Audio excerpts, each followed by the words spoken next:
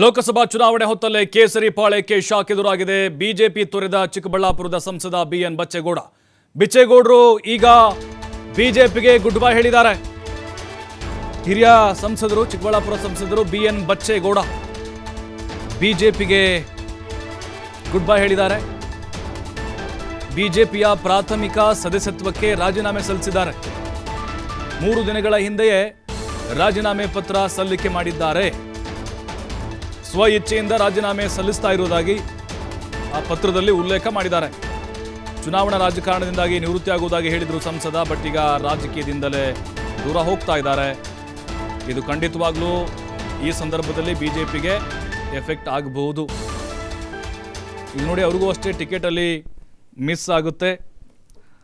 ಆದರೆ ಓಕೆ, ಚುನಾವಣಾ ನಿವೃತ್ತಿಯನ್ನು ಘೋಷಣೆ ಮಾಡಿದರೂ ಕೂಡ ಪಕ್ಷದಲ್ಲೇ ಇರ್ತಾರೆ ಅಂತ ಹೇಳಲಾಗ್ತಾ ಇತ್ತು. ನೋಡಿ, ಅಷ್ಟು ಅವ್ರಿಗೆ ನೋವಾಗಿರ್ಬೋದು ಅಂತ ಅನ್ನಿಸ್ತಾ ಇದೆ. ಅವರ ಪಕ್ಷದ ಅಭ್ಯರ್ಥಿ ಪರವಾಗಿ ಪ್ರಚಾರವನ್ನು ಮಾಡ್ಬೋದಾಗಿತ್ತು.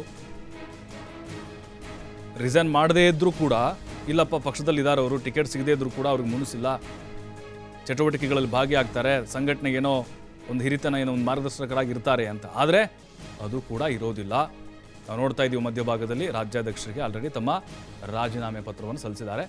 ಬಿಜೆಪಿಯ ಪ್ರಾಥಮಿಕ ಸದಸ್ಯತ್ವಕ್ಕೆ, ಅಂದರೆ ಶಾಸಕನಾಗಿ, ಸಚಿವನಾಗಿ 2019ರಲ್ಲಿ ಸಂಸದನಾಗಿ ಸಾರ್ವಜನಿಕ ಸೇವೆಯನ್ನು ಮಾಡಿದೆ. ಪಕ್ಷಕ್ಕೆ ನಾನು ಆಭಾರಿಯಾಗಿರ್ತೇನೆ, ಕೃತಜ್ಞತೆಯನ್ನು ತಿಳಿಸ್ತೇನೆ ಅಂಥೇಳಿ ರಿಸೈನ್ ಮಾಡಿದ್ದಾರೆ. ಬಟ್ ಈಗ ಚಿಕ್ಕಬಳ್ಳಾಪುರ ಲೋಕಸಭಾ ಕ್ಷೇತ್ರದ ಮೇಲೆ ಬಿಜೆಪಿಗೆ ಇದು ಯಾವ ರೀತಿ ಎಫೆಕ್ಟ್ ಆಗುತ್ತೆ? ಹಾಗಾದರೆ ಅವರ ಪುತ್ರ ಶರತ್ ಬಚ್ಚೇಗೌಡ ಕಾಂಗ್ರೆಸ್ನಲ್ಲಿ ಇದ್ದಾರೆ. ಬಟ್ ಈಗ ಅವರ ಸಪೋರ್ಟ್ ಯಾವ ಕಡೆ ಇರುತ್ತೆ? ಕಾಂಗ್ರೆಸ್ಗ, ಬಿಜೆಪಿಗ? ಅಲ್ಲ, ರಾಜಕೀಯದಿಂದ ಅವರು ನಿವೃತ್ತಿಯನ್ನು ಹೊಂದಿದ್ರು ಕೂಡ, ಈಗ ರಾಜೀನಾಮೆಯನ್ನು ಕೊಟ್ಟರು ಕೂಡ ಒಂದು ಬೆಂಬಲ ಅಂತ ಇರುತ್ತೆ, ಅವ್ರದ್ದೇ ಆದಂಥ ಕಾರ್ಯಕರ್ತರು, ಅಭಿಮಾನಿಗಳು ಪಡೆ ಅಂತಿರುತ್ತೆ. ಅದು ಕಾಂಗ್ರೆಸ್ಗ, ಬಿಜೆಪಿಗ? ಚುನಾವಣೆಯಲ್ಲಿ ಗೊತ್ತಾಗ್ಬೋದು.